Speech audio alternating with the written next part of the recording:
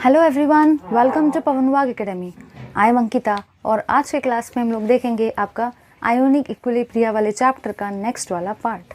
ठीक है, तो प्रीवियस क्लासेस में हम लोगों ने ऑलमोस्ट सारे के सारे फॉर्मूलेज डिराइव कर लिए थे। ठीक है, साथ ही साथ देखा था कॉम्बिनेशन की हाइड्रोलिसिस जो होता है वो वीक एसिड और वीक बेस के लिए क्या होगा, कौन सी 3 कंडीशंस थी हम लोगों ने वो भी देखा था। और साथ ही साथ मैंने आपको बफर सॉल्यूशन और बफर सॉल्यूशन के टाइप्स पढ़ाए थे। ठीक है, तो आज की क्लास में स्टार्ट होगा आपका न्यूमेरिकल्स वाला सेक्शन पहले देखते हैं। ठीक है, तो न्यूमेरिकल्स देखने से पहले हम लोग सबसे पहले साइड में पूरे फॉर्मूलेज लिख लेते हैं।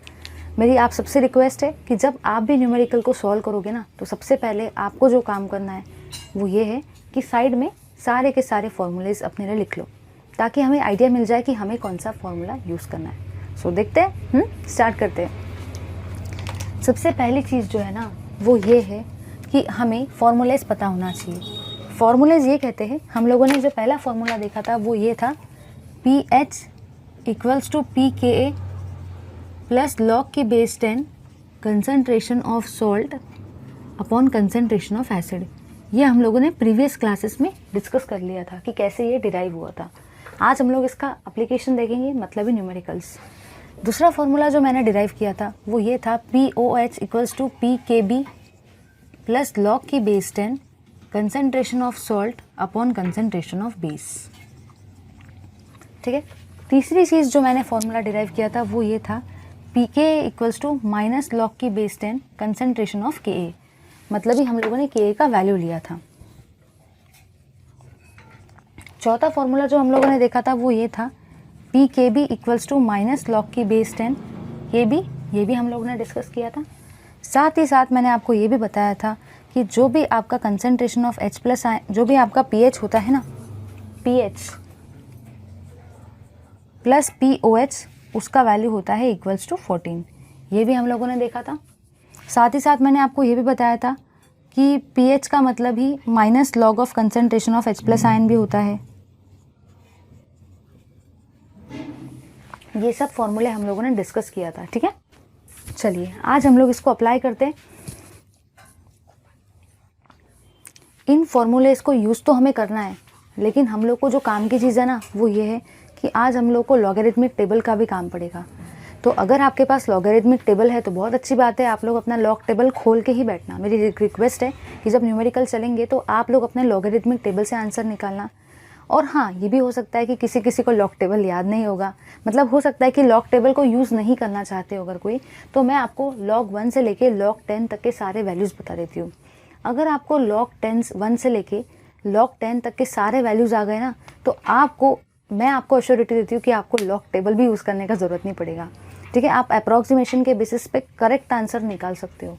तो पहले मैं आप लोगों को log 1 से लेके ये वाले आंसर लिखा देती हूँ। ठीक है, वैल्यूज़ हो सके तो याद कर लो, क्योंकि कैसा है ना, लॉगरिथमिक टेबल तो अच्छी बात है, लेकिन ऐसा है कि हमारे माइंड में वैल्यूज़ होने चाहिए। अगर हमें लॉग टेबल में ढूंढने के लिए नहीं जाना है, फटाफट करना है, तो ये वैल्यूज़ अगर 1 से 10 तक के याद हो गए तो हम लोग सारे कैलकुलेशंस कर सकते हैं। ठीक है, तो पहली चीज़ है log 1 का वैल्यू। log 1 का वैल्यू होता है 0। मैंने तो याद कर लिए, मुझे सारे याद है। log 2 का वैल्यू होता है 0.3010। log 3 का वैल्यू होता है 0.477।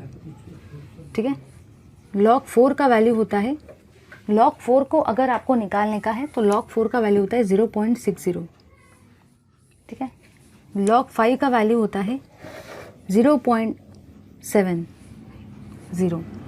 log 6 का वैल्यू होता है 0.77। log 7 का वैल्यू होता है 0.85।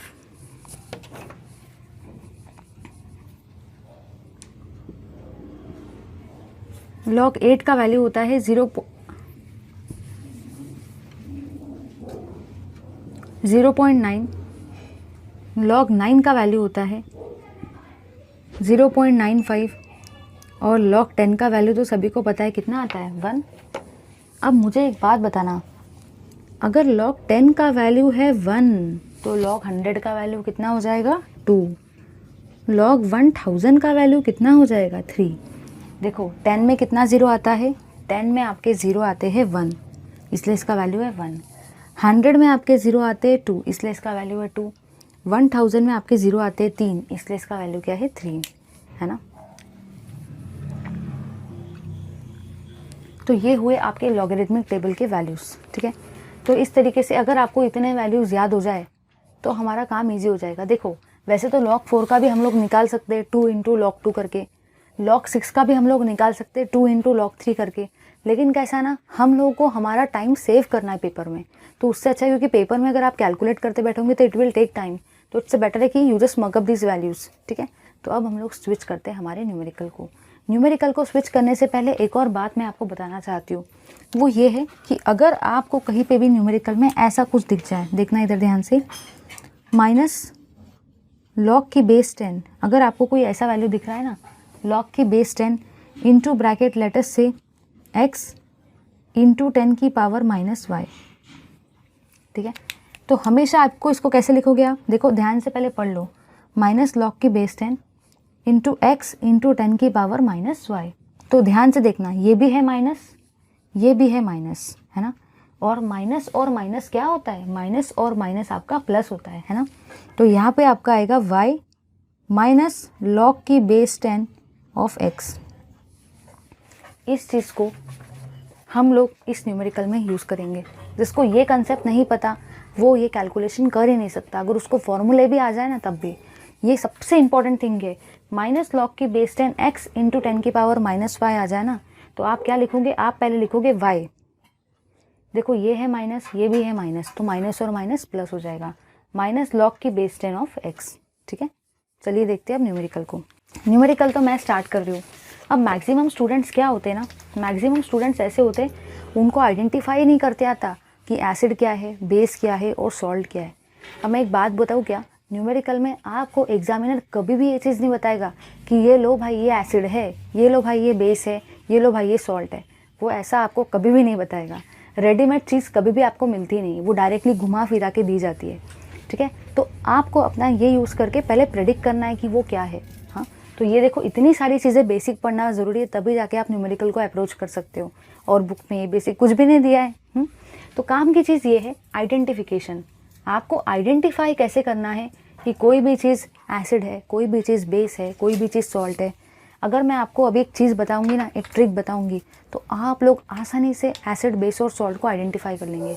तो वो चीज़ ये कहता है मेरा, अगर आपको कहीं पे भी H दिख जाए ना, ओनली H, क्या दिख रहा है आपको, ओनली H, ठीक है, तो आप बोलोगे वो वाली चीज़ जो है ना वो है आपका एसिड। अगर आपको कहीं पे भी ओनली H दिख जाए तो आप क्या बोलोगे, एसिड है। ये हुआ आपका फर्स्ट पॉइंट। अगर मैं सेकेंड पॉइंट आपको ये बोल रही हूँ कि अगर आपको कहीं पे भी OH दिख जाए ना, OH, तो आप क्या बोलोगे, वो रहेगा आपका बेस। ऐसे आपको आइडेंटिफाई करना है, ठीक है। और कहीं पे भी अगर आपको तीसरे नंबर पे H भी नहीं दिखे, OH भी नहीं दिखे, तो आप क्या बोलोगे, वो क्या है, वो है आपका सॉल्ट। समझ में आ गया ना। तो मैंने आपको अभी तक क्या क्या बताया, मैंने ये बताया कि अगर आपको किसी भी कंपाउंड में H दिखे तो आप बोलोगे वो है एसिड। अगर आपको किसी भी कंपाउंड में OH दिखे तो आप बोलोगे बेस। अगर आपको कोई भी कंपाउंड में H भी नहीं दिखे, OH भी नहीं दिखे, तो आप बोलोगे सॉल्ट। समझ गया ना, ये था बेसिक इन्फॉर्मेशन। तो अब हम लोग स्विच कर रहे हैं हमारे पेज नंबर 57 पे, नॉर्मल स्टेट बोर्ड के टेक्स्ट बुक के चैप्टर नंबर 3 के प्रॉब्लम 3.9 पे। सो हम लोग डिस्कस कर रहे हैं प्रॉब्लम 3.9, ठीक है। देखते हैं प्रॉब्लम क्या कहता है। सबसे पहले हम लोग हमेशा हमारे पैटर्न में लिखेंगे गिवन डेटा, और नेक्स्ट रहेगा आपका टू फाइंड। आपको क्वेश्चन में दे रखा है calculate the pH of buffer solution. आपको पीएच निकालना है बफर सॉल्यूशन का, और बफर सॉल्यूशन हम लोगों ने देख लिया था क्या होता है, तो हमें पीएच निकालने का है, ठीक है। उसने आपको बताया कंटेनिंग 0.05 मोल NaF, कंटेनिंग 0.05 मोल NaF। ये इसका वैल्यू कितना दे रखा है, 0.05 मोल, ठीक है। दूसरी चीज़ आपको बोला गया है 0.015 HF, 0.015 मोल आपको HF का वैल्यू दे रखा है उसने,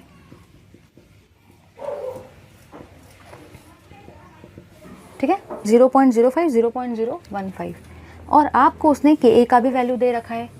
के ए का वैल्यू उसने दे रखा है 7.2 इंटू 10 की पावर -4, ठीक है, 7.2 इंटू 10 की पावर -4 ये उसने आपको दे रखा है। अब मेरी बात ध्यान से सुनना, सबसे पहली चीज़ तो ये है कि आपको सिलेक्शन ऑफ फॉर्मूला आना चाहिए कि मुझे फॉर्मूला POH वाला यूज़ करना है कि मुझे फॉर्मूला PH वाला यूज़ करना है। तो ध्यान से समझ लो, सबसे पहली चीज़ जो है ना, सबसे पहली चीज़ वो ये है कि आप देखो यहाँ पे आपको K के नीचे A दिख रहा है, K के नीचे A दिख रहा है। उसने ऐसा कहीं पे भी आपको बताया नहीं कि ये एसिड है तो एसिड वाला ही फॉर्मूला यूज़ करना, उसने ऐसा बताया नहीं, वो आपको अपना ये यूज़ करना है। तो सुनो, यहाँ पे आपको दिख रहा है KA, A फॉर क्या होता है, A फॉर एप्पल मत बोलना केमिस्ट्री में, A for acid, B for base. तो यहाँ पे है A, इसका मतलब ये हुआ एसिड, इसका मतलब यानी कि आप एसिड वाला फॉर्मूला यूज़ करोगे। चलो ठीक है, तो आपके pH का फॉर्मूला क्या होता है, आपके pH का फॉर्मूला होता है pH इक्वल्स टू, देख लो वहाँ पे pKa प्लस log की base 10 concentration of salt upon concentration of acid, ठीक है। चलो अब काम की चीज़ ये है, अगर आप लोग ध्यान देते हो तो आपने यहाँ पे क्या देखा, यहाँ पे आपको अगर आप इसको ऑब्जर्व करते हो तो क्या आपको इसके अंदर H दिख रहा है, नहीं। क्या आपको इसके अंदर OH दिख रहा है, नहीं। इसका मतलब जिसमें H भी ना दिखे, जिसमें OH भी ना दिखे, वो क्या रहता है, वो रहता है आपका सॉल्ट। अब मुझे एक बार बताओ, क्या एग्जामिनर ने सच में बता के दिया है कि NaF सॉल्ट है, नहीं, वो आपने अपना ये यूज़ करके प्रेडिक्ट किया। अगर आपने ये यूज़ करके प्रेडिक्ट नहीं किया तो आप किसी को भी सॉल्ट बोल दोगे और किसी को भी एसिड, तो वहाँ पे पूरा गलत हो जाएगा न्यूमेरिकल। देखो यहाँ पे उसने दिया है आपको HF को ध्यान से देखो, यहाँ पे आपको दिख रहा है H, और जब भी आपको ओनली H दिखता है तो वो क्या रहता है, वो रहता है आपका एसिड। समझ में आ गया ना। चलो ठीक है, अगर आपको pH निकालने का है तो आपको सबसे पहले तो चाहिए pKa, बट क्या एग्जामिनर ने pK का वैल्यू दिया है, नहीं। इसका मतलब पहले आपको pKa निकालना पड़ेगा। तो pK का फॉर्मूला क्या होता है, pKa इक्वल्स टू, देखो मैंने लिस्ट में लिखा के दिया है, माइनस log की बेस 10 कंसनट्रेशन ऑफ Ka, मतलब Ka का वैल्यू है ना। तो देखो इसका वैल्यू क्या आ जाएगा, माइनस log की बेस 10, Ka का वैल्यू आपको कितना दे रखा है, 7.2 इंटू 10 की पावर -4, ठीक है। देखो इधर क्या हो जाएगा, जब भी मैंने आपको अभी बताया, जब भी आपको इस टाइप का आ जाए तो आपको यहाँ पे ये वाली प्रॉपर्टी का यूज़ करना है ना। देखो सेम प्रॉपर्टी का यहाँ पे यूज़ आ रहा है, इसलिए मैंने सारे बेसिक आपको पहले ही क्लियर करवा दिए। तो यहाँ पे इसका वैल्यू क्या आ जाएगा 4, क्योंकि यहाँ पे 10 की पावर -4 है। बिल्कुल उस प्रॉपर्टी को यूज़ करो, यहाँ पे अप्लाई करो, 4 माइनस log की बेस 10 7.2, ठीक है। तो इसका वैल्यू कितना आ जाएगा आपका, इसका वैल्यू आएगा 4 माइनस log की बेस 10 7.2। तो देखो यहाँ पे मेरे को वैल्यू दिया है 7 का, तो और 8 का वैल्यू भी मेरे पास है, और 7.2 का वैल्यू एक तो आप लॉगरिथमिक टेबल का यूज़ करके निकाल लो, या फिर आप यहीं से प्रेडिक्ट कर लो। log 7 का वैल्यू जब 0.85 है तो log 7.2 का वैल्यू इसी के बीच में आएगा कहीं ना कहीं, तो वो क्या आएगा 0.86, तो ये वैल्यू आएगा 0.86। अब आप इसको आराम से सॉल्व कर सकते हो। इसका वैल्यू कितना आएगा, इसका वैल्यू आई थिंक आपका 3.2 के आसपास कुछ आना चाहिए, 3.15 या 3.2 के आसपास। तो इसका वैल्यू आपका आता है 3.15 के आसपास, ठीक है। तो ये निकल गया आपका pK। चलो अब इस फॉर्मूले को सब्स्टिट्यूट करते, तो pK का वैल्यू कितना आया 3.15 प्लस log की बेस 10, अप्रोक्सीमेट आंसर चलता है, ठीक है। log की base 10 concentration of salt upon concentration of acid, तो सॉल्ट आपका कौन सा है 0.05, एसिड आपका कौन सा है 0.015। देखो अभी हेल्प मिल रही है ना। अगर आप ये प्रेडिक्ट ही नहीं कर पाते थे तो आपको आता था क्या, नहीं, तो इसलिए मैंने आपको प्रेडिक्शन भी सिखा दी है। मैंने आपको ये वाली लॉग की प्रॉपर्टी भी समझा दी है, फॉर्मूलेज भी सारे लिख के दे दिए, और लॉग का निकालना भी सिखा दिया है। बहुत सारा हेल्प मिल रहा है आपको यहाँ से, ठीक है। अब देखो यहाँ पे क्या होगा, 3.15 प्लस लॉग की बेस 10, आप इसको आराम से सॉल्व कर सकते हो। इसको अगर आपको सॉल्व करते नहीं आ रहा है ना, तो देखो आप इसको ऐसा भी कर सकते हो। देख लो इधर, इसका एक शॉर्ट ट्रिक बता रही हूँ, देखो इधर 0.05 अपॉन 0.015। अब बताओ क्या हमको सच में कैलकुलेटर दिया रहता है पेपर में, नहीं। अभी तो आप कर लोगे, प्रॉब्लम आपको बाद में जाएगी।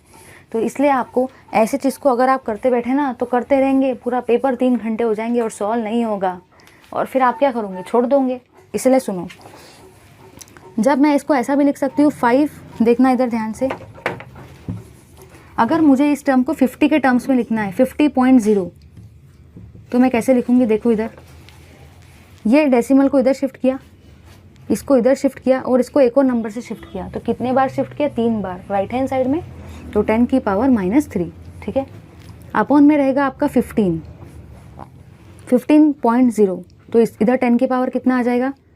एक गया इधर, दूसरा और तीसरा, 3 बार शिफ्ट किया, 10 की पावर -3। अब कैलकुलेशन ईजी हो गया ना। अगर इसको डिवाइड करते थे तो कैलकुलेशन बहुत डिफ़िकल्ट हो जाता था, बट मैंने इसको 10 की पावर में कन्वर्ट कर दिया, जिससे मेरा कैलकुलेशन कैसा हो गया? बहुत ज़्यादा आसान, बहुत ज़्यादा इजी हो गया। 10 की पावर -3 से -3 कैंसिल हो गया। चलो अब आप आसानी से कर सकते हो। 50 डिवाइडेड बाई 15 आराम से कर सकते हो। 5 10 ज़ा 50, 5 3 ज़ा 15। फिर 10 को अगर 3 से डिवाइड किया तो 3.3 के आसपास कुछ वैल्यू आएगा। तो देखो कितने जल्दी कैलकुलेशन हो गया। भले आपका भी टाइम जा रहा है, बट ये बेस आपका पक्का हो रहा है एक्चुअली, बेस। अब मुझे एक बात बताओ, ठीक है, देखना ध्यान से। आपका अगर आप देखते हो तो यहाँ पे 3 का वैल्यू आ रहा है 0.477 और 4 का वैल्यू आ रहा है 0.6, तो 3.3 कहीं ना कहीं इसी के बीच में आएगा, तो उसका वैल्यू कितना आएगा? 0.52। आप इनको ऐड करो और बता दो वैल्यू कितना आता है।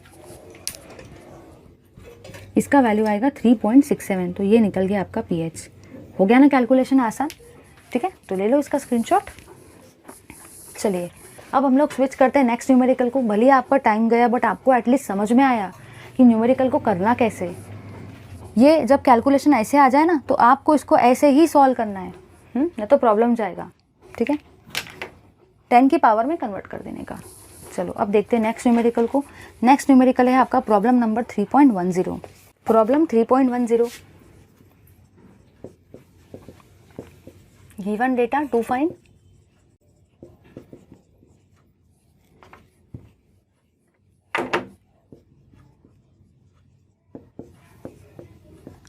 चलिए क्वेश्चन को पढ़ते। Calculate the pH of buffer solution. यहाँ पे भी आपको पीएच से निकालना है, ठीक है। दे क्या कह रखा है?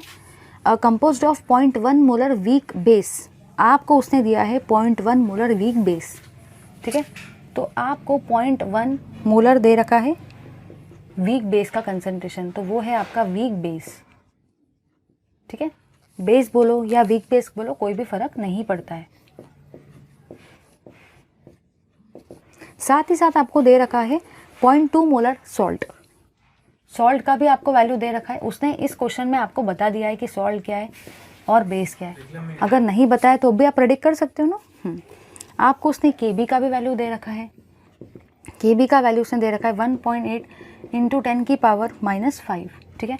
और आपको निकालना है पीएच। चलो देखो इधर ध्यान से। सबसे पहली चीज़ जो है वो यहाँ पे ये है। अब ये तो आपको समझ में आ गया। फिर आपने यहाँ पे क्या देखा? फिर आपने यहाँ पे ये देखा कि आपको कौन सा फॉर्मूला यूज़ करना है। तो आप देखो यहाँ पे आपको दिख रहा है बी, इसका मतलब आपको POH वाला फॉर्मूला यूज़ करना है। समझ में आ गया ना? तो देखो POH का फॉर्मूला क्या होता है? POH का आपका फॉर्मूला है PKB प्लस log की base 10 concentration of salt upon concentration of base, ठीक है। ये सारे के सारे वैल्यूज़ आपके log की बेस 10 वाले, ये तो पता होना चाहिए, ठीक है। चलो अगर आप ध्यान देते हो तो आपको सब पता है, लेकिन आपको PKB का वैल्यू नहीं पता है। इसका मतलब पहले आपको PKB निकालना पड़ेगा। तो PKB का फॉर्मूला भी हमारे पास है माइनस log की बेस 10 KB, ठीक है। तो देखो इधर कैसा हो जाएगा, माइनस log की बेस 10, आपके KB का वैल्यू कितना दे रखा है 1.8 इंटू 10 की पावर -5। हमारे पास ये भी ट्रिक है कि हमको कैसे इसको सॉल्व करना है। जब भी आपको ऐसा कंडीशन आ जाए तो आप log की ये वाली कंडीशन यूज़ करेंगे, माइनस माइनस क्या हो जाएगा प्लस, तो 5 माइनस log की बेस 10 1.8, ठीक है। तो आप देखोगे 5 माइनस, अब देखो ध्यान से, आपको log 1 का वैल्यू दे रखा है 0 और log 2 का वैल्यू दे रखा है 0.10। तो आप अप्रॉक्सीमेटली ये देखते हो कि अगर आपको log ऑफ 1.8 निकालने का है ना, तो वो इनके बीच में आएगा कहीं ना कहीं, वो भी इसके नज़दीक आएगा। तो ये वैल्यू आपका अप्रॉक्सीमेटली आता है 0.26, ठीक है। आप इसको सॉल्व करेंगे और वैल्यू निकालेंगे, ठीक है। कितना वैल्यू आता है आप बता सकते हो मुझे? 0.24 के आसपास वैल्यू आना चाहिए। सॉरी, इसका वैल्यू आपका 4.6 के आसपास कुछ आएगा, 4.6 या 4.7 के आसपास आपका इसका कुछ वैल्यू आएगा, ठीक है। या आप अप्रॉक्सीमेटली, हम लोग पूरा अप्रॉक्सीमेट कैलकुलेशंस के बेस पे चल रहे। चलिए ये तो निकल गया। अब हमें निकालना है POH। तो POH का जो फॉर्मूला है वो है PKB, जिसका वैल्यू कितना है आपका 4.7। कैलकुलेशन सही करने का अप्रॉक्सीमेट आंसर ला सकते हो, अलाउड रहता है वो, ठीक है। प्लस log की base 10, concentration of salt, salt का वैल्यू आपको कितना दे रखा है 0.2 अपॉन कंसनट्रेशन ऑफ बेस आपको कितना दे रखा है 0.1, ठीक है। तो देखो अगर आपको कभी भी ऐसा आ जाए 0.2 अपॉन 0.1, तो ऐसा नहीं कि आप उसको सॉल्व करते बैठोगे, वैसा बिल्कुल मत करना।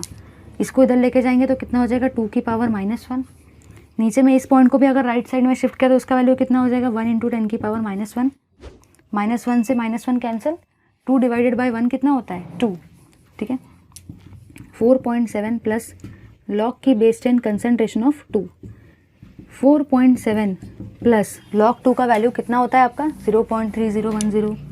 तो आप इसको सॉल्व करेंगे और देखेंगे कि आपका वैल्यू कितना आता है। निकाल सकते हो आप लोग भी इसका आंसर। ये आपका निकलता है POH का वैल्यू, ठीक है। टैली करके देख लो एक बार, ठीक है। अब ये तो हो गया, अब आपको POH तो निकल गया। अब आपको यहाँ पे क्वेश्चन में PH बोला गया है, तो हमें तीसरा एक रिलेशन को यूज़ करना है। तीसरा रिलेशन आपका ये कहता है कि जो भी आपका PH होता है प्लस POH होता है, उसी का मतलब क्या होता है 14। तो PH का वैल्यू कितना हो जाएगा 14 माइनस POH, है ना। तो 14 माइनस POH, तो 14 माइनस आप करोगे 5.010, तो आपका इसका अप्रॉक्सीमेट वैल्यू आएगा PH के आसपास। PH का वैल्यू कितना आएगा 11 के आसपास। ले लो इसका स्क्रीनशॉट। तो आपके 14 माइनस 5 आप कर लेना आंसर, जो भी आंसर आता है वो आप यहाँ पे लिख सकते हो, ठीक है। तो कर लेना उसको सॉल्व। तो ये रहा आपका न्यूमेरिकल। अब हम लोग स्विच करते हैं हमारे टॉपिक को। आई होप आपको ये न्यूमेरिकल एकदम बेस्ट तरीके से कैलकुलेशंस के साथ मैंने आपको पढ़ा दिया है। ये कैलकुलेशन करना तो बहुत आसान ही आप कर सकते हो। जो मेन स्टेप थी, जो मेजर स्टेप्स थी, वो मैंने कवर कराई, ठीक है। तो ले लो इसका स्क्रीनशॉट। चलिए अब मूव करते आगे हम लोग। नेक्स्ट हम लोग देखेंगे आपके स्पेरिंगली सोल्यूबल कंपाउंड्स, ठीक है। Sparingly soluble compounds. Sparingly soluble compound का सबसे पहले मैं डेफिनेशन लिखती हूँ, फिर हम लोग समझते हैं। The compounds which are only slightly soluble in water, only slightly soluble in water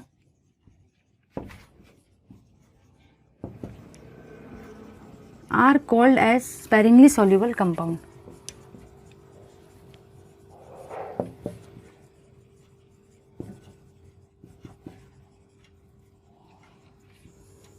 मतलब ऐसे कंपाउंड जो पानी में डालने के बाद पानी में बहुत कम डिजोल्व होते हैं, उन कंपाउंड्स को हम लोग क्या बोलते हैं स्पेरिंगली सोल्यूबल कंपाउंड, ठीक है। देखो आपको याद कैसे रखना है, स्पेरिंगली के स्पेलिंग में भी आता है S और स्लाइटली में भी आता है S। स्लाइटली का मतलब कैसा होता है कम, मतलब ऐसे कंपाउंड जो पानी में बहुत कम सोल्यूबल होते हैं उनको हम लोग बोलते हैं स्पेरिंगली सोल्यूबल कंपाउंड, ठीक है। आपके स्पेरिंगली सोल्यूबल कंपाउंड का सबसे बेस्ट एग्जांपल है AgCl। वैसे तो हमारे पास और बहुत सारे एग्जांपल है, लेकिन AgCl मतलब ये आपका सिल्वर क्लोराइड जो है वो सबसे बेस्ट एग्जांपल है स्पेरिंगली सोल्यूबल कंपाउंड का, ठीक है। अब हम लोग देखेंगे इसके इक्विलिब्रियम को। उसको देखने से पहले आप एक चीज़ समझ लो कि जब भी मैं AgCl को लिखूँगी ना, AgCl को, तो AgCl को जब भी मैंने पानी के अंदर डाला, मतलब जब भी मैंने इसको एक्वस मीडियम में लिया ना, तो मैंने यहाँ पे ये देखा कि ये डिसोसिएट होगा Ag+ आयन में और Cl- आयन में, ठीक है। तो काम की चीज़ जो है ना वो यहाँ पे ये है कि ये मैंने पानी में डिज़ोल्व किया और आपको पता है कि ये पानी में बहुत कम डिज़ोल्व होगा। इसका मतलब ये वीक नेचर का है, और हम लोगों ने इसके पहले भी देखा था कि जब भी आपकी कोई चीज़ वीक नेचर की होती है और जब भी वो डिसोसिएट होती है, हाइड्रोलाइज होती है, तो हमेशा हम लोग कौन सा साइन यूज़ करते हैं इक्विलिब्रियम का साइन। मतलब दोनों एरो हम लोग यूज़ करते हैं, क्योंकि वो कैसे नेचर का है वीक, कुछ ये रहेगा कुछ ये रहेगा, ठीक है। समझ गए इतना। अब जो भी ये वाला पार्ट है ना, ये पार्ट है आपका अनडिजोल्व पार्ट, आपका अनडिजोल्व पार्ट मतलब ऐसा पार्ट जो पानी में डिजोल्व नहीं हो रहा है। और ये वाला जो पार्ट है ना, ये है आपका dissolve part, dissolve ions of AgCl, मतलब एक ऐसे आयंस जो आपके पानी में सोल्यूबल है। ये आयंस आपके पानी में सोल्यूबल है। ये सॉल्ट आपका इतना अनडिजॉल्व रह गया है, इसलिए इनके बीच में इक्विलिब्रियम है, इसलिए इसका नाम क्या है, स्लाइटली सोल्यूबल, मतलब पानी में कुछ ही सोल्यूबल है। ठीक है, ले लो स्क्रीनशॉट इसका। चलिए अब हम लोग देखते हैं इसके इक्विलिब्रियम को। तो काम की चीज़ जो यहाँ पे है ना वो ये है कि अगर यहाँ पे आप उस रिएक्शन को लेते हो AgCl in equilibrium with Ag plus ion plus Cl minus ion, ठीक है, तो मैंने यहाँ पे ये देखा कि अगर मैंने आपको ये चीज़ इसके पहले पता ही है या नहीं मुझे आई डोंट नो, अगर मैंने कोई भी एक रिएक्शन लिया है A2B, ठीक है, और मुझे अगर लिखना है इसका K का वैल्यू, तो इस K को मैं क्या बोलती हूँ, रेट कांस्टेंट। ठीक है, क्योंकि ये जो K है ये इस रेट ऑफ रिएक्शन को मुझे बता रहा है, और इसका मतलब होता क्या है, इसका मतलब होता है concentration of product upon concentration of reactant, है ना। तो यहाँ पे प्रोडक्ट मतलब क्या है B और रिएक्टेंट मतलब क्या है A। ठीक है, लेकिन अगर कभी भी आपका A in equilibrium with B आ जाए ना, तो यहाँ पे ये इक्विलिब्रियम का सिंबल आया है, इसका मतलब ये हुआ कि अब आपका जो ये K है ना, आप उसको रेट कांस्टेंट नहीं बोलोगे, आप उसको इक्विलिब्रियम कांस्टेंट बोलोगे। समझ में आ गया, बाकी चीज़ सेम रहेगी क्योंकि वहाँ पे इक्विलिब्रियम का साइन आया है। समझ में आ गया। तो अब अगर मुझे सपोज यहाँ पे ऐसा कुछ लिखना है तो मैं कैसे लिखूँगी, देखो इधर K इक्विलिब्रियम, इसी का मतलब क्या रहेगा आपका, इक्विलिब्रियम कांस्टेंट।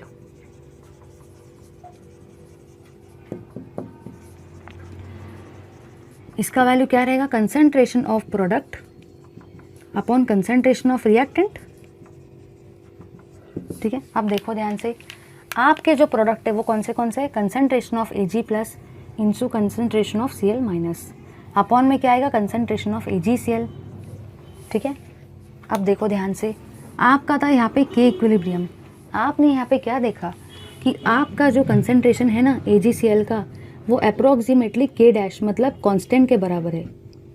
उसका रीज़न ये है कि AgCl जो है वो पानी में सोल्यूबल नहीं हो रहा है, कुछ AgCl जो है वो अनडिजॉल्व फॉर्म में ही रह रहा है, इसलिए उसका कंसंट्रेशन कैसा है, ऑलमोस्ट कांस्टेंट। ठीक है, तो अब देखो क्या करेंगे हम लोग लेंगे concentration of Ag plus into concentration of Cl minus, upon इसके जगह पे मैं K डैश भी लिख सकती हूँ क्योंकि वो कांस्टेंट के बराबर है। अब देखो मैं इसको कैसा लिखूँगी, concentration of Ag plus into concentration of Cl minus, ये K डैश ऊपर चले जाएगा तो इसका वैल्यू क्या हो जाएगा, K equilibrium into K dash. ठीक है, अब आपको पता होना चाहिए कि जब आप किसी कांस्टेंट को किसी दूसरे कांस्टेंट से मल्टीप्लाई करते हो तो आपका एक नया कांस्टेंट जन्म लेता है जिसका नाम है सोल्यूबिलिटी प्रोडक्ट। ठीक है, एक नया कांस्टेंट आता है, कांस्टेंट को कांस्टेंट से मल्टीप्लाई किया तो कांस्टेंट ही आएगा, है ना। तो यहाँ पे इस नए कांस्टेंट का वैल्यू क्या है, KSP। इसका वैल्यू क्या रहेगा, concentration of Ag plus ion into concentration of Cl minus ion. ठीक है, अब मैंने यहाँ पे क्या देखा, मैंने यहाँ पे ये देखा कि जो भी मेरा KSP उसको मैं क्या बोलती हूँ, सोल्यूबिलिटी प्रोडक्ट। ठीक है, सोल्यूबिलिटी प्रोडक्ट।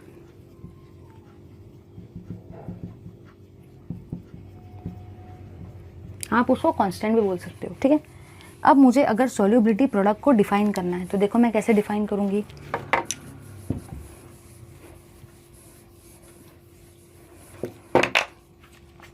अगर मुझे सोल्यूबिलिटी प्रोडक्ट को डिफाइन करना है ना,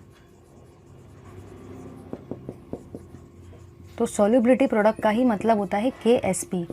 इसको हम लोग डिफाइन कैसे करेंगे, आप लोग इसका डेफिनेशन रट्टा मार लेते हो, बट मैं बताती हूँ डेफिनेशन को रट्टा मत मारो प्लीज़। तो देखो इसका वैल्यू कैसा आएगा, जो आपको दिख रहा है बस वही लिखो, प्रोडक्ट ऑफ, प्रोडक्ट है ना, तो ये क्या है, द प्रोडक्ट ऑफ, किसका प्रोडक्ट है, कंसंट्रेशन का, the product of concentration of ions, क्योंकि ये जो प्रोडक्ट है ना ये कंसंट्रेशन का है, वो भी किसके, आयंस का। ठीक है, ऑफ आयंस। ठीक है, एट इक्विलिब्रियम। आपने यहाँ पे इक्विलिब्रियम क्यों बोला है, क्योंकि ये रिएक्शन आपकी इक्विलिब्रियम में हो रही है। ठीक है, in a solution is called as solubility product.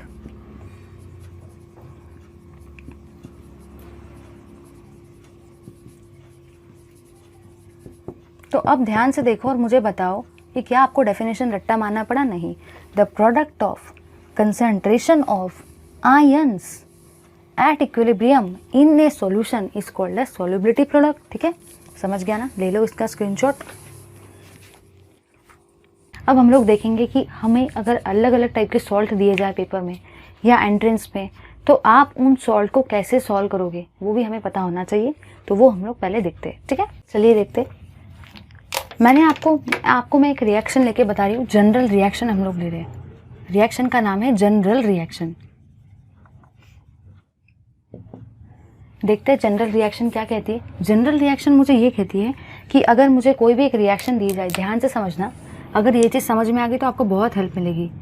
अगर मुझे ये जनरल रिएक्शन दिए, ठीक है, और मुझे बोला जाए कि बताओ इस सॉल्ट को आप तोड़ के बताओ कि आप इस सॉल्ट को कैसे तोड़ोगे, तो सबसे पहली चीज़ जो आपको पता होनी चाहिए ना यहाँ पे, वो ये है, ध्यान से सुनना।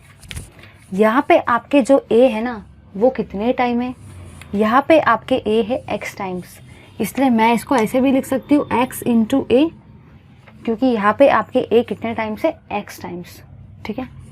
अब ध्यान से सुनो, प्लस यहाँ पे आपके b कितने टाइम्स है, y टाइम्स, इसलिए मैं इसको ऐसा भी लिख सकती हूँ y इंटू बी। डन। अब ध्यान देना, इस b के नीचे में है y, इस b के नीचे में है क्या है, y, तो जो भी b के नीचे रहेगा वो आप इसका चार्ज बनाओगे। तो b के नीचे में आ रहा है y, इसलिए इसका मतलब a के ऊपर चार्ज कितना रहेगा, y प्लस, बिल्कुल आपको अपोजिट चार्ज देने के, ठीक है। इस a के नीचे में क्या आ रहा है, x, तो आप b के ऊपर कौन सा चार्ज लगाएंगे, x माइनस। समझ में आ गया। फिर से देख लो, मैंने यहाँ पे आपको ये बताया, मैंने आपको ax और by दिया था, फिर मैंने यहाँ पे ये देखा कि आपका a है x टाइम्स, इसलिए मैंने यहाँ पे लिखा है x इंटू ए। आपका b है y टाइम्स, इसलिए मैंने यहाँ पे क्या लिखा है, y इंटू बी। फिर मैंने क्या ऑब्जर्व किया, मैंने यहाँ ये देखा कि b के नीचे y आ रहा है, तो a का चार्ज क्या रहेगा, y, अपोजिट कर देने का, बिल्कुल क्रॉस मल्टीप्लाई कर देने का ऐसा। तो b के नीचे में आ रहा है y, इसलिए a का चार्ज बन गया y प्लस। a के नीचे में क्या आ रहा है, x, तो b का चार्ज क्या बन जाएगा, x। अगर एक है प्लस, दूसरा क्या रहेगा, माइनस, ठीक है ना। चलिए ये तो हमें समझ में आ गया। अब अगर मुझे इसका KSP का वैल्यू लिखने का है ना, KSP का वैल्यू, तो इसका KSP का वैल्यू देखो हम कैसे लिखेंगे। इसका KSP का वैल्यू हम लिखेंगे कंसंट्रेशन ऑफ A की power y plus into concentration of B की पावर x माइनस।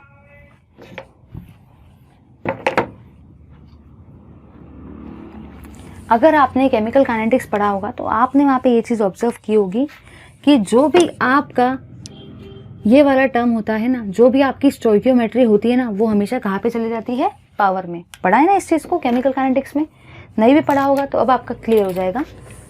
जो भी आपका यहाँ पे आता है वो आपके पावर में चले जाता है, तो ये x भी आपके पावर में चले जाएगा, ये y भी आपके पावर में चले जाएगा। तो ये रहेगा इस सॉल्ट का जनरल, जो मैंने एग्जाम्पल लिया है उसका रहेगा सॉल्युबिलिटी प्रोडक्ट, ठीक है। समझ में आ गया। तो हम लोगों ने कुछ भी नहीं किया, जस्ट वही चीज़ ली है, इसको तोड़ने का, जो जितने बार है उसको लिख देने का, इसका चार्ज इस b वाला का रहेगा, इस b का चार्ज इस a वाले का रहेगा, क्रॉस मल्टीप्लिकेशन करना है। जब भी मुझे सॉल्युबिलिटी प्रोडक्ट लिखना है, तो हम लोगों ने अभी देखा था कि सॉल्युबिलिटी प्रोडक्ट का डेफिनेशन क्या होता है, product of concentration of ions. तो बस आपको इसका कंसंट्रेशन लेने का है, इसका कंसंट्रेशन लेने का है। ये जो x है ये पावर में चले जाएगा, ये y भी पावर में चले जाएगा, ठीक है। चलिए अब हम लोग सॉल्व करेंगे बहुत सारे एग्जाम्पल्स। सबसे पहला आपको एग्जाम्पल दे रखा है, टेक्स्ट बुक के एग्जाम्पल ले दे ताकि आपकी कॉम्प्लिकेशंस अवॉइड हो जाए, ठीक है। पहला जो एग्जाम्पल है वो है आपका BaSO4 सॉल्ट का, ठीक है। सेकेंड एग्जाम्पल हम लोग लेंगे आपके CaF2 का, और थर्ड एग्जाम्पल हम लोग लेंगे आई थिंक, ठीक है, थर्ड एग्जाम्पल भी ले लेते हैं Bi2S3 का। ये तीन एग्जाम्पल हम लोग ले रहे हैं, ठीक। चलिए देखते। अगर मैं बात करूँ इस BaSO4 की, मुझे इसका भी सॉल्युबिलिटी प्रोडक्ट निकालना है, तो सबसे पहले हम लोग इसको तोड़ेंगे। तो मैंने यहाँ पे क्या देखा कि ये जो Ba है ना, Ba ये है आपका SO4, ये है BaSO4। तो Ba को मैं कैसे लिखूंगी, देखो इधर, ये है Ba, ठीक है, प्लस SO4। Ba के नीचे में भी है 1 और SO4 के नीचे में भी है आपका 1, ठीक है। तो मैंने इसको ऐसा लिख दिया BaSO4। और आपको पता होता है कि बेरियम वाले सॉल्ट में बेरियम के ऊपर में +2 चार्ज होता है और SO4 के ऊपर में -2 चार्ज होता है। जिसको ये चीज़ नहीं पता वो लोग यहाँ पे देखो, ये बेसिक का पार्ट है। अगर आपने ध्यान से देखा होगा तो अगर आप H2SO4 लेते हो ना, H2SO4, तो आपने क्या देखा कि अगर आपको H2SO4 से SO4 बनाने का है तो आपने यहाँ से कितने हाइड्रोजन को रिमूव किया है? 2 हाइड्रोजन को। इसका मतलब इस SO4 के ऊपर में चार्ज कितना आएगा? 2-। समझ में आ गया ना? H2SO4 से अगर आपको SO4 बनाने का है तो आपने यहाँ से 2 हाइड्रोजन को रिमूव किया, इसलिए इसके ऊपर चार्ज कितना आया? 2-। तो उस तरीके से SO4 के ऊपर हमेशा चार्ज कितना आता है? 2-। हमेशा। अगर एक के ऊपर चार्ज है 2- तो दूसरे के ऊपर चार्ज क्या रहेगा? उसका उल्टा 2+। ठीक है, चलो अब मुझे यहाँ पे लिखने का है KSP का वैल्यू। तो मैं KSP का वैल्यू कैसे निकालूंगी? देखो इधर, इसको एज इट इज़ लिखूंगी कंसंट्रेशन ऑफ Ba2+। ठीक है, इसको भी एज इट इज़ लिखूंगी concentration of SO4 2-। As it is मैंने लिख दिया। Ba के सामने में क्या है? 1, इसलिए Ba का पावर भी बन जाएगा 1। SO4 के सामने में क्या है? 1, इसलिए SO4 का भी पावर क्या बन जाएगा? 1। तो ये रहेगा आपका सोल्युबिलिटी प्रोडक्ट। ले लो इसका स्क्रीनशॉट। चलिए अब हम लोग देखेंगे आगे। अगर आप इस टाइप के सॉल्ट को कंसिडर करते हो ना, तो जहाँ पे आपको कुछ नहीं दिया है वहाँ पे आप अपने लिए 1 लिख दो, मतलब आपका काम आसान हो जाएगा। तो सबसे पहले इसको हम तोड़ेंगे। तो इसको अगर मुझे तोड़ना है तो मैंने क्या देखा? एक है आपका कैल्शियम, ठीक है, और 2 क्या है आपके? 2 है फ्लोरीन। कैल्शियम 1 बार है, फ्लोरीन 2 बार है। अब देखो, इस कैल्शियम के ऊपर चार्ज जो रहेगा वो इसका उल्टा रहेगा। कितना चार्ज रहेगा? क्रॉस मल्टीप्लाई कर दो। कैल्शियम के ऊपर चार्ज जाएगा 2+। इस फ्लोरीन के ऊपर चार्ज कितना जाएगा? इसका उल्टा कितना हो जाएगा? 1-। जब एक के ऊपर है प्लस, दूसरे के ऊपर रहेगा माइनस। ठीक है, अगर मुझे KSP का वैल्यू लिखना है तो देखो हम कैसे लिखेंगे? Concentration of Ca2+ into concentration of F-। और मैंने क्या देखा? इस Ca के सामने आ रहा है 1, इसलिए इसका पावर रहेगा 1। इस F के सामने क्या आ रहा है? 2, इसलिए इसका पावर क्या रहेगा? 2। ठीक है, समझ में आ गया? तो ये हुआ आपका सोल्युबिलिटी प्रोडक्ट। नेक्स्ट इसका निकालते। अगर मुझे Bi2S3 का निकालने का है तो मैंने यहाँ पे क्या देखा? आपके Bi कितने टाइम्स है? 2 टाइम्स, इसलिए मैंने लिखा है 2 टाइम्स Bi प्लस आपके S कितने टाइम्स है? 3 टाइम्स, इसलिए मैंने लिखा है 3 टाइम्स S। अगर मुझे निकालना है चार्ज तो मुझे क्या करना पड़ता है? Cross multiply. तो ये S यहाँ जाएगा और ये वाला पार्ट यहाँ जाएगा। तो यहाँ पे आपका Bi के ऊपर में चार्ज कितना हो जाएगा? 3+। तो S के ऊपर में चार्ज कितना हो जाएगा? 2-। एक प्लस है तो दूसरा माइनस। अगर मुझे यहाँ पे आपका KSP का वैल्यू लिखने का है तो देखो मैं कैसे लिखूंगी? Bi3+, पहले Bi3+ को लिखेंगे इंटू कंसंट्रेशन ऑफ S, ठीक है, 2-। तो मैंने यहाँ पे क्या देखा? अब मुझे लिखने का है पावर। Bi के सामने कितना आ रहा है? 2, इसलिए इसका पावर बन गया 2। S के सामने कितना आ रहा है? 3, तो इसलिए इसका पावर बन गया 3। तो ये रहा आपका सोल्युबिलिटी प्रोडक्ट का वैल्यू। ऐसे क्वेश्चंस आपको एंट्रेंस में भी देखने को मिलेंगे और 12th में आपको MCQ में भी आ सकते हैं इस टाइप के क्वेश्चंस। ठीक है, समझ गया ना? ले लो स्क्रीनशॉट पूरे इसका। अब हम लोग देखते हैं आगे। अब हम लोग आगे देख रहे हैं कि सोल्युबिलिटी क्या होता है। ठीक है, सबसे पहले देखेंगे सोल्युबिलिटी को। सोल्युबिलिटी, अब आप लोग क्या करते हो ना, आप लोग कर लेते हो सोल्युबिलिटी को, डेफिनेशन को रट्टा, और फिर पेपर में याद नहीं आता है। तो मेरे पास उसके लिए ट्रिक है, ध्यान से सुनना।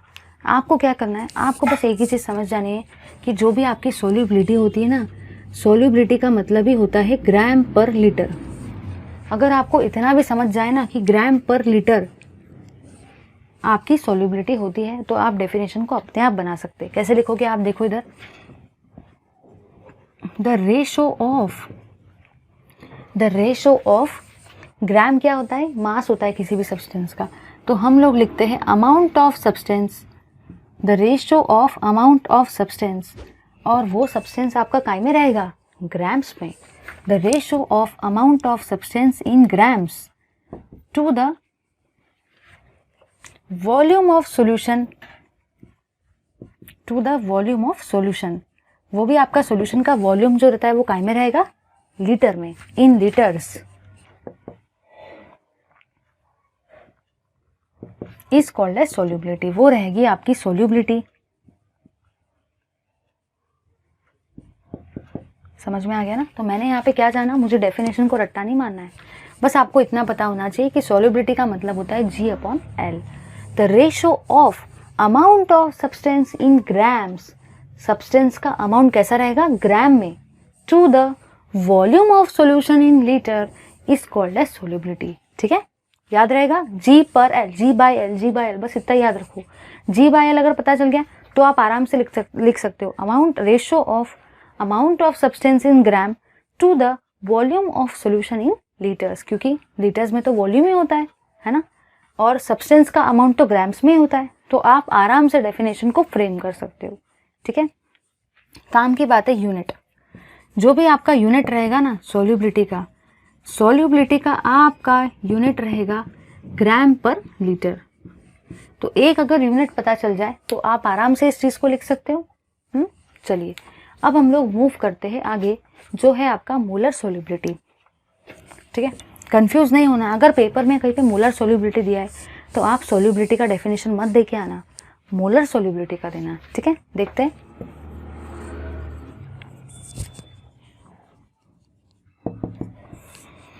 सबसे पहली चीज़ तो ये है कि आपको पता होना चाहिए कि मोलर सॉल्युबिलिटी का यूनिट होता है मोल पर लीटर। कुछ भी नहीं किया मैंने क्या किया, मैंने बस एक ही काम किया, जहाँ पे आपका ग्राम था ना उस ग्राम के जगह पे मैंने मोल लगा दिया, नीचे का लीटर एज इट इज़ लिखा, नीचे पे कोई चेंजेस नहीं किए, मैंने इस ग्राम के जगह मोल लगा दिया। अब आपको याद कैसे रखना है कि ग्राम के जगह मोल कब लगाना है, तो देखो इसके नाम में ही दिया है molar solubility. Molar solubility, examiner खुद आपको नाम देके बता रहा है कि मेरे अंदर मोल आने वाला है, क्योंकि मेरा नाम भी क्या है, मोलर सॉल्युबिलिटी। समझ में आ गया ना, तो देखो इधर समझ में आ गया। अब आप आराम से बना सकते हो। अगर आपको ये चीज़ पता चल जाए कि मोलर सॉल्युबिलिटी में मोल पर लीटर आता है, जो कि नाम में भी दिया है मोल, तो आप आराम से इसका बना सकते हो। द रेशो ऑफ, बना लो, the ratio of number of moles of solute, number of moles of solute to the volume of solution in litres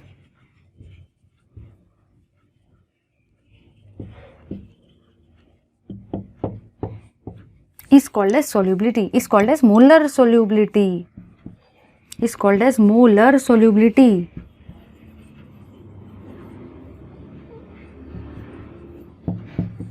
ठीक है, और जो भी इसका यूनिट रहेगा वो देखो क्या रहेगा, इसका यूनिट रहेगा आपका मोल पर लीटर। आप इसको मोल पर ऐसे भी लिख सकते हो, कैपिटल एल, उसी का मतलब लीटर होता है। समझ में आ गया ना, बस आपको ये यूनिट याद रखना है।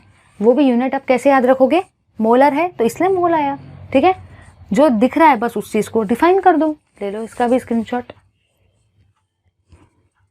चलिए अब हम लोग देखते हैं आगे relationship between the solubility and molar solubility.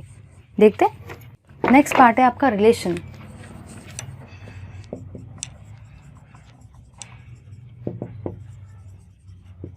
Relation between solubility and molar solubility.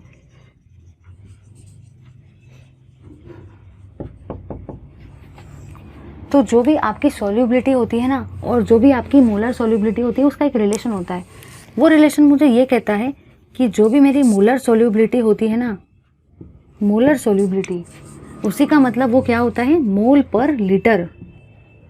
उसी का मतलब होता है सॉल्युबिलिटी। सॉल्युबिलिटी का यूनिट क्या होता है, gram per litre divided by molecular mass. Mole, gram per mole, molecular mass का आपका यूनिट होता है ग्राम पर मोल। ठीक है, अब काम की चीज़ समझो। काम की चीज़ ये है कि मॉलिक्यूलर मास भी अब आपको आ गया निकालते, क्योंकि आपने मेरा मॉलिक्यूलर मास वाला वीडियो देख लिया है। ठीक है, अगर आपने मेरा मॉलिक्यूलर मास वाला वीडियो नहीं देखा है तो आप उसको देख सकते हैं। आपको शायद वो उस पर्टिकुलर हेडिंग में नहीं मिलेगा, आपको वो मिल सकता है some basic concepts of chemistry part 5 में। Some basic concepts of chemistry part 5 में अगर आप जाते हो तो वही मेरा मॉलिक्यूलर मास का वीडियो है। उसका कोई अलग से नाम नहीं है क्योंकि वो उसका पार्ट है, तो वो देख लो, क्योंकि वो अभी भी यहाँ पे देखो काम में आएगा। एक बार नहीं किया ना, हर जगह प्रॉब्लम जाएगी। उससे अच्छा है अपना क्लियर ही कंसेप्ट कर लो एक बार। ठीक है, some basic concepts of chemistry 11th standard part 5 में अगर आप देखते हो तो वहाँ आपको मिल जाएगा ये वाला वीडियो। पार्ट 5 मोस्टली पार्ट 5 है, part 6 you can see too. ठीक है, इसका मतलब मैंने यहाँ क्या जाना, मैंने यहाँ पे एक रिलेशन को देखा। वो रिलेशन मुझे ये कहता है कि अगर मुझे ग्राम पर लीटर को मोल पर लीटर में कन्वर्ट करने का है ना, ग्राम पर लीटर को मोल पर लीटर में, तो मुझे मल्टीप्लाई करना पड़ेगा मॉलिक्यूलर मास से। और अगर मुझे इस डायरेक्शन में जाना है तो मुझे डिवाइड करना पड़ेगा मॉलिक्यूलर मास से। ठीक है, अगर मुझे मोल पर लीटर से ग्राम पर लीटर बनाने का है, ठीक है, तो आपको समझ गया। तो अगर आपको ग्राम पर लीटर को अगर आप डिवाइड करते हो मॉलिक्यूलर मास से तो आपको क्या मिल जाएगा, मोल पर लीटर। उसका उल्टा अगर किया तो ये मिल जाएगा। ठीक है, बहुत काम का रिलेशन है। यहाँ से आपके बहुत सारे न्यूमेरिकल्स आएंगे, पता होना चाहिए ये वाली चीज़। ठीक है, ले लो स्क्रीनशॉट। चलिए अब हम लोग देखेंगे next thing, relationship between the solubility product and solubility, कि रिलेशन क्या होता है सॉल्युबिलिटी प्रोडक्ट और सॉल्युबिलिटी के बीच में। Relation between the solubility product and solubility.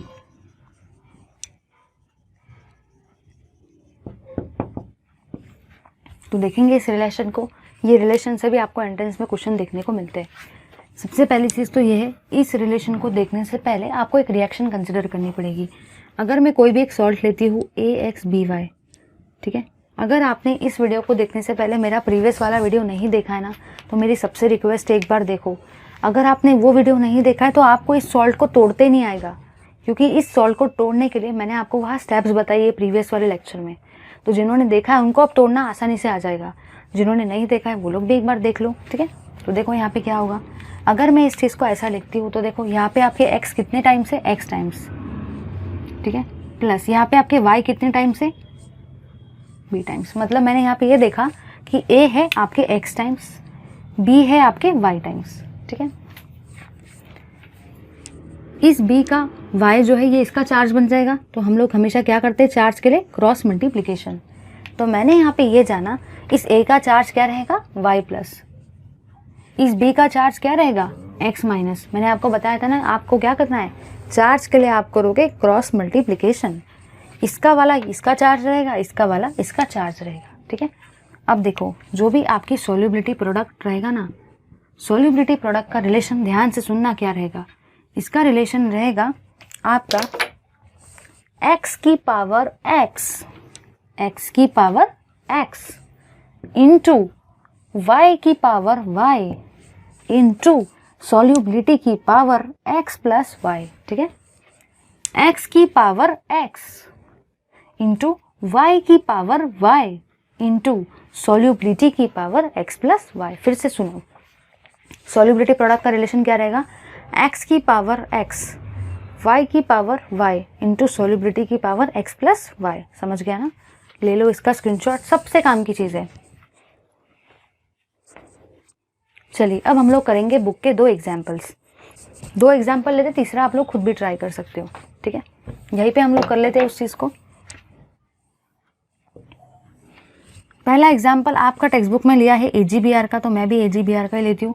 दूसरा एग्जाम्पल आपका लिया है AlOH 3 टाइम्स का। ध्यान से सुनना, ठीक है। कभी भी अगर आपको ये निकालना है तो सबसे पहले आपको क्या करना पड़ता है, तोड़ने का। ठीक है, सुनो, जब ये आपका टूटेगा तो ये कैसे टूटेगा, ये आपका टूटेगा Ag प्लस Br। ठीक है, कुछ नहीं है, इसका मतलब यहाँ पे क्या है, 1, अपने लिए 1 लिख देने का। ठीक है, Ag कितने बार है, 1 टाइम्स, Br भी कितने टाइम्स है, 1 टाइम्स। चलो क्रॉस मल्टीप्लिकेशन करो चार्ज के लिए, तो Ag के ऊपर चार्ज कितना आएगा, 1 प्लस, Br के ऊपर चार्ज कितना जाएगा, 1 माइनस। तो अगर मुझे यहाँ पे Ksp का वैल्यू लिखना है तो Ksp का वैल्यू क्या रहेगा, आपको इससे इसको कंपेयर करना है। ये आपका क्या है, x, ये आपका क्या है, y। ठीक है, Ksp का आपका फॉर्मूला क्या होता है, x की पावर x इंटू वाई की पावर y इंटू सोल्यूबिलिटी की पावर x प्लस y। सुनो, x क्या है आपका 1, तो 1 की पावर 1 इंटू y क्या है 1 की पावर 1 इंटू सोल्यूबिलिटी की पावर 1 प्लस 1, सोल्यूबिलिटी की power x plus y, 1 plus 1। तो इसका वैल्यू क्या हो जाएगा, ये तो 1 ही रहेगा, सोल्यूबिलिटी का स्क्वायर। ये रहेगा आपका रिलेशन सोल्यूबिलिटी प्रोडक्ट और सोल्यूबिलिटी के बीच में for AgBr type of salt. अब सुनो, अब नेक्स्ट है आपका AlOH 3 टाइम्स। अगर आपको इस AlOH 3 टाइम्स के लिए निकालना है तो आप कैसे करोगे, सबसे पहले इसको तोड़ेंगे। यहाँ पे कुछ नहीं है, मतलब क्या है 1, तो आपका AL कितने टाइम्स है 1 टाइम्स, इसलिए मैंने लिखा है 1 टाइम्स AL, प्लस आपका OH कितने टाइम्स है 3 टाइम्स, इसलिए मैंने लिखा है 3 टाइम्स OH। अब देखो ध्यान से, मैंने यहाँ पे क्या देखा, मुझे चार्ज के लिए क्या करना पड़ेगा, क्रॉस मल्टीप्लाई। तो AL के ऊपर चार्ज कितना आएगा 3 प्लस OH के ऊपर में चार्ज कितना जाएगा, ये वाला इसका 1 माइनस। ठीक है, अब देखो KSP का वैल्यू लिखने का है, ये है आपका x, ये है आपका y। अब डायरेक्टली कर सकते हैं x की पावर x इंटू y की पावर y इंटू सोल्यूबिलिटी की power x plus y 1 plus 3। ठीक है, 1 की पावर 1 इंटू 3 का क्यूब कितना होता है 27 इंटू सोल्यूबिलिटी की पावर 1 प्लस 3 कितना होता है 4। तो आपका KSP का जो वैल्यू है ना वो आ रहा है 27 s की पावर 4 टाइम्स सोल्यूबिलिटी। कौन से सॉल्ट के लिए, AlOH 3 टाइम्स के लिए। अब मेरी आपसे रिक्वेस्ट है कि आप एग्जाम्पल PbI2 का करो और प्लीज़ आंसर कमेंट में ज़रूर डालना। ठीक है, ले लो इसका भी स्क्रीनशॉट। चलिए अब हम लोग देखते हैं आगे आयोनिक प्रोडक्ट को। हम लोगों ने सॉल्युबिलिटी प्रोडक्ट देख लिया, अब हम देख रहे हैं आपके आयोनिक प्रोडक्ट को।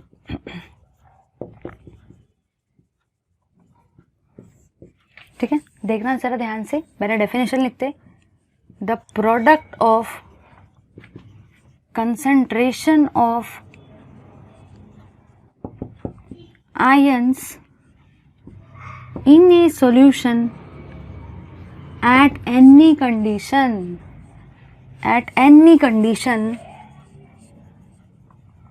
is called as ionic product, is called as ionic product। तो मैंने यहाँ पे क्या देखा, मैंने यहाँ पे ये देखा कि जो भी मेरा प्रोडक्ट होता है ना कंसंट्रेशन ऑफ आयंस का in a solution at any condition. सुनो, सॉल्युबिलिटी प्रोडक्ट और आयोनिक प्रोडक्ट में डिफरेंस क्या है। सॉल्युबिलिटी प्रोडक्ट में डेफिनेशन तो सेम ही थी, लेकिन फ़र्क क्या था, फ़र्क आपका ये था कि वहाँ पे आपने एट एनी कंडीशन की जगह पे लिखा था एट इक्विलिब्रियम, क्योंकि वो रिएक्शन जो थी वो इक्विलिब्रियम पे हो रही थी। ये है आपका आयोनिक प्रोडक्ट।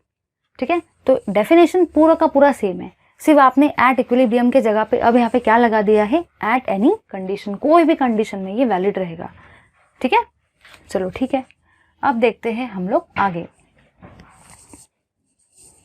जो भी आपका आयोनिक प्रोडक्ट होता है ना, इस आयोनिक प्रोडक्ट को मैं रिप्रेजेंट करती हूँ बाय IP। ठीक है, अब हम लोग देखेंगे आपकी 3 कंडीशंस। कंडीशन ऑफ प्रेसिपिटेशन की आपकी 3 कंडीशंस होती हैं, वो तीनों कंडीशंस को हमें ऑब्जर्व करना है। ठीक है, हम लोग देखेंगे आपकी 3 कंडीशंस।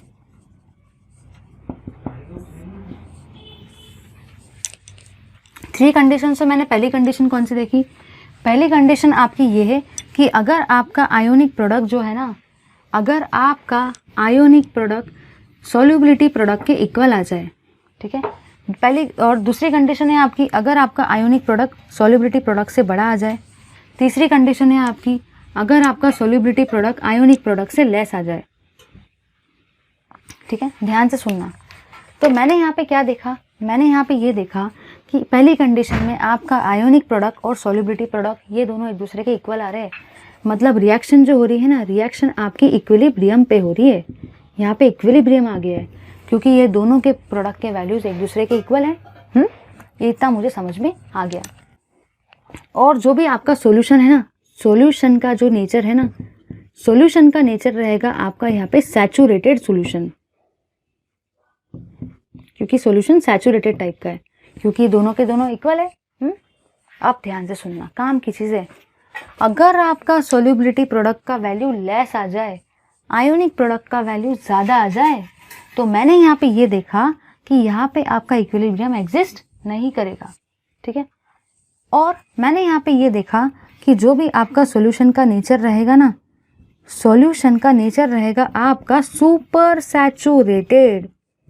आपके यहाँ पे सॉल्यूशन का नेचर रहता है सुपर सैचुरेटेड, मतलब सैचुरेटेड से भी ऊपर, इसलिए उसका नाम क्या है, सुपर सैचुरेटेड। ठीक है, तो ये रहेगा आपके सॉल्यूशन का नेचर। अब मुझे एक बात बताओ, कुछ सोच के बताना। अगर सॉल्यूशन का नेचर सुपर सैचुरेटेड है, इसका मतलब सॉल्यूशन में आपका सॉल्यूट क्या है, ज़्यादा। सोचने की बात है, दिमाग लगाओ अपना। अगर सॉल्युबिलिटी प्रोडक्ट का वैल्यू कम आ जाए, इसका मतलब सॉल्यूशन का नेचर सुपर सैचुरेटेड है, मतलब सॉल्यूशन का नेचर सैचुरेटेड से भी ज़्यादा है। इसका मतलब ये हुआ कि उसके अंदर में आपका सोल्यूट का अमाउंट भी क्या है, ज़्यादा। और जब भी आपका सोल्यूट का अमाउंट रहेगा ज़्यादा तो आप वहाँ पे क्या देखोगे, आप वहाँ पे ये देखोगे सॉल्यूट का अमाउंट ज़्यादा है तो कुछ सॉल्यूट बचा हुआ रहेगा, कुछ सॉल्यूट आपके पीपीटी के फॉर्म में रहेगा। इसलिए मैं यहाँ पे क्या बोलूँगी, प्रेसिपिटेशन ऑकर्स। ऐसे क्वेश्चन एमसीक्यू में आते हैं, ठीक है, प्रेसिपिटेशन ऑकर्स।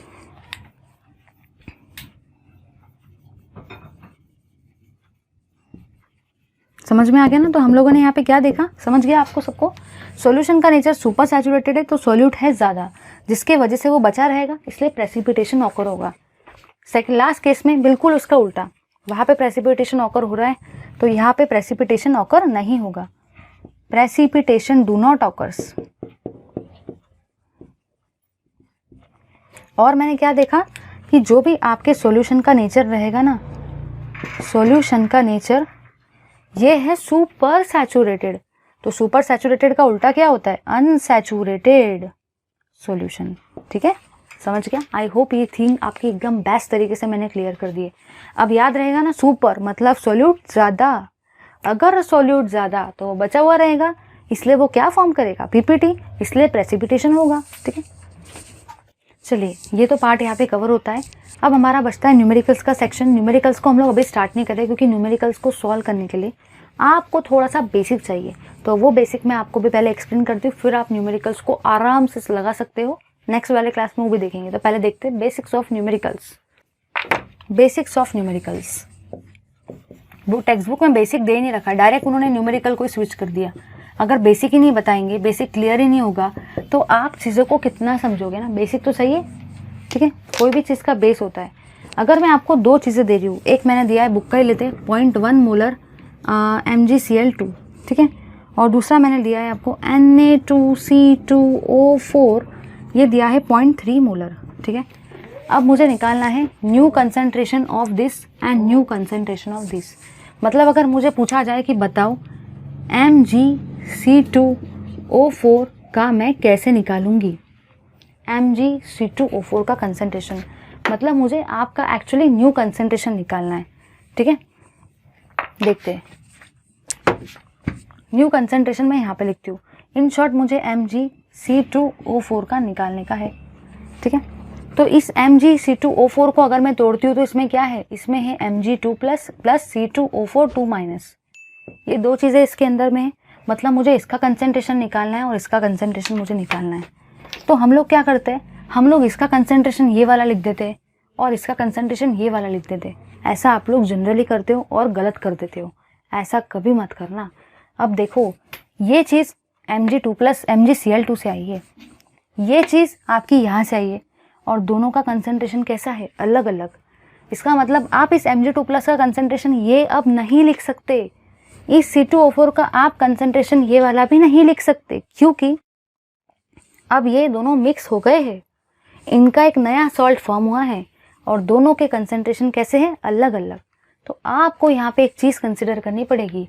आपने यहाँ पे ये देखा, इसका वॉल्यूम है 1V, इसका वॉल्यूम है 2V, और आपको पता होता है कि C मतलब ही आपका कंसंट्रेशन, मैंने आपको ऑस्मोटिक प्रेशर वाले चैप्टर में पढ़ाया था सॉल्यूशन केमिस्ट्री के, उसका वैल्यू होता है N/V, मतलब ही number of moles upon volume in litres.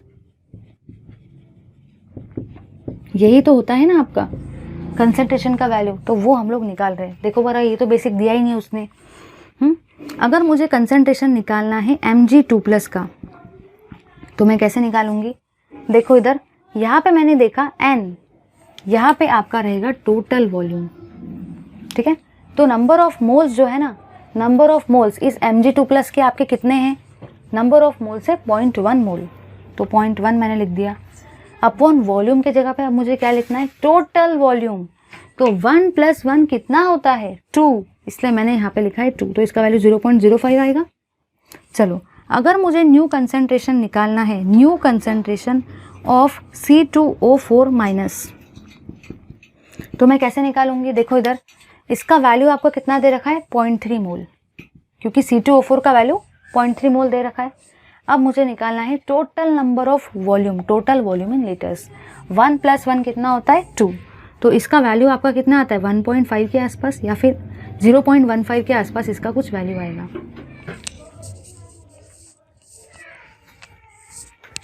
ठीक है, तो आप लोग इस तरीके से उसका कंसंट्रेशन निकाल सकते हैं। क्या करना है, C का मतलब होता है N/V, लेकिन आप C जो यूज़ करोगे वो तो ये रहेगा, वॉल्यूम 1 मत यूज़ करना, क्योंकि आपने इन दोनों को मिलाया है तभी तो ये वाला सॉल्ट बना है ना। तो इसका वॉल्यूम प्लस इसका वॉल्यूम कितना हो गया, 2 वॉल्यूम करके मैंने यहाँ पे क्या लिखा 2। ठीक है, thank you very much for watching this video. If you find this video interesting then please do like and share and subscribe to our channel too. Thank you.